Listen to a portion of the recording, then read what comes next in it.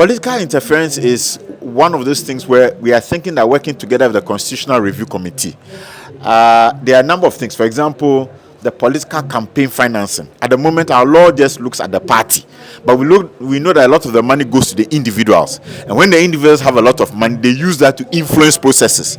So we are now saying that our laws must change to ensure that anybody who is politically exposed, we are compelling them to tell us how they get their money, how they use their money, because that's what is becoming the influence. Because people just use the money to influence processes, and it makes it difficult for us to then, be sure that the right things are being done.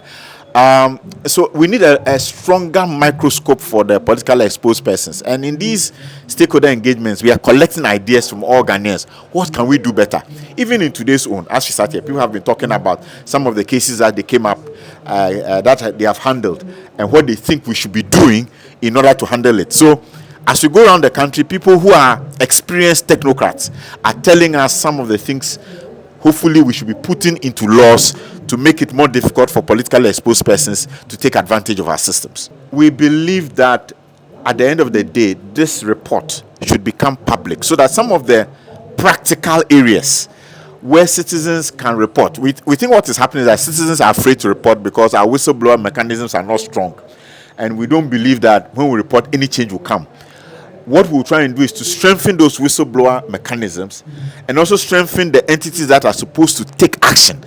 And then hopefully then citizens to join us to report when they see things are going wrong, because that is actually a constitutional responsibility. Article 41F says that a responsible citizen is the one who defends the assets of state and prevents the misuse and the abuse of state resources. We think that all of us should be responsible citizens once we have more confidence in our systems, and we are hoping that at the end of this process we'll be able to report back on how these systems will be strengthened to protect citizens so that you can report and also join us in fighting corruption. The fight against corruption should be a holistic one, and I think that one of the ways that we can really fight against corruption is people coming forward with information. But I can tell you that, if people will feel comfortable coming out with information that will help us to solve this corruption problem, then there is a need for a robust protection, for such people, because nobody will voluntarily come out with information if he knows that he or she is going to be victimized for coming out with the information. And there are a plethora of cases where people have come out with information because they have seen the corruption going on in institutions, but they have been victimized. There have been countless examples. And like the example that I gave you, we were doing an anti-corruption program, and after I have, given out the information how people can report corruption and all that, one woman asked me a question that, the son actually goes to the barracks to help policemen because his dad was a former policeman, and because armed robbers were actually terrorizing them in their area, he gave the information to the police, and later, one morning when she was selling, she saw that the woman, some group of guys were standing somewhere discussing that they were going to kill someone. And she got interested only to discover that the description that they were giving fit his son. And so he approached them, and,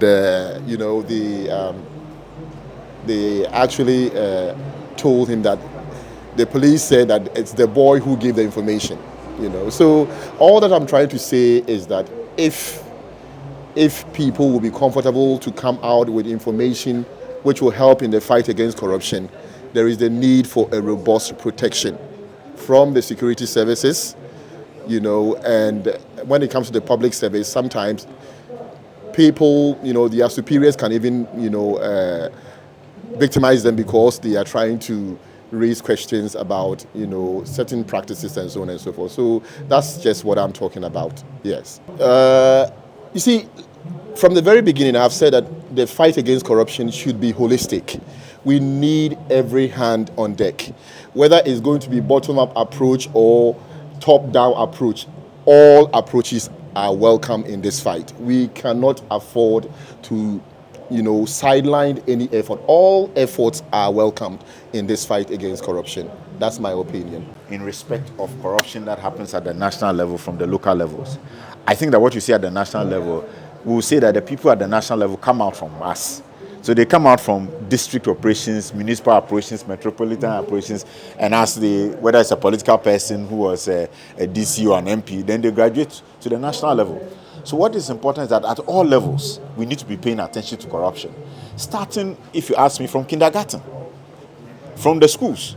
Because if the person is going to stand for a school prefect, a primary school, and then he says, I'll give you all toffee, vote for me. That's how you start. Or in the classroom there, it's like you give them a bribe and then they never put your name on the paper when they do the wrong thing. It's the same thing. So our attention should not just be national level.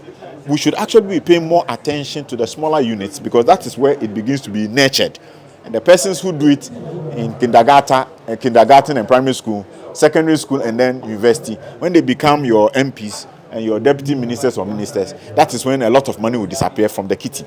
So let's all as Ghanaians understand that we have a constitutional responsibility, Article 41F, not to be corrupt ourselves, not to support others to be corrupt, to report corruption, and to defend the misuse or the abuse of state resources.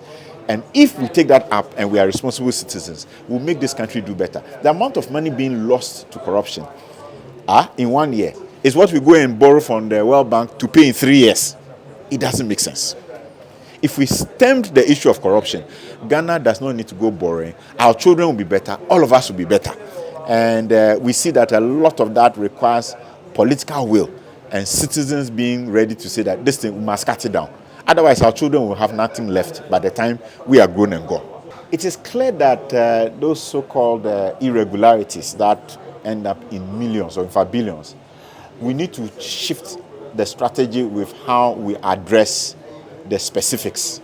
The issues come up and then there's a sitting and then there are instructions given. Then they say the audit recommendation implementation committee should look at it. We need to be more drastic. So that's one of the spaces where rethink of the strategy of dealing with the persons that are coming up. And it's one of the areas where the conduct of public officers law, the bill, needs a clearly new strategy on what are the sanctions. At the moment, it looks like we have a very weak sanction regime for these things. So they just talk.